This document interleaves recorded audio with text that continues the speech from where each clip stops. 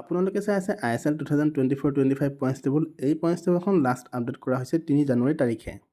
কালি 2 জানুৱাৰী তাৰিখে মোহন বাগান আৰু হায়দৰাবাদ FCৰ মাজত এখন খেল অনুষ্ঠিত হৈ যায় আৰু এই খেলখনত মোহন বাগানে হায়দৰাবাদ FCক 3-0 গ'লৰ ব্যৱধানত হৰুৱায়। সেয়েহে আজিৰ পইণ্টছ টেবুল এনেধৰণৰ: 1 নম্বৰ আছে এটিকে মোহন বাগান, 14 মেটচ খেলিছে 32 পইণ্ট। 2 নম্বৰ আছে বেংগলুৰু, 13 মেটচ খেলিছে 27 পইণ্ট। 3 নম্বৰত আছে গোৱা, 12 মেটচ খেলিছে 22 পইণ্ট। 4 নম্বৰত আছে নৰ্থ ইষ্ট ইউনাইটেড, 13 মেটচ খেলিছে 21 পইণ্ট। 5 নম্বৰত আছে জামছেদপুৰ FC, 12 মেটচ খেলিছে 21 পইণ্ট। 6 নম্বৰত আছে উৰিষ্যা, 13 মেটচ খেলিছে 20 পইণ্ট। 7 নম্বৰত আছে মুম্বাই চিটি, 13 মেটচ খেলিছে 20 পইণ্ট। 8 নম্বৰত আছে পাঞ্জাৱ, 12 মেটচ খেলিছে 18 পইণ্ট। 9 নম্বৰত আছে চেন্নাই FC, 14 মেটচ খেলিছে 15 পইণ্ট। 10 নম্বৰত আছে কেৰালা ব্লাষ্টাৰ্ছ, 14 মেটচ খেলিছে 14 পইণ্ট।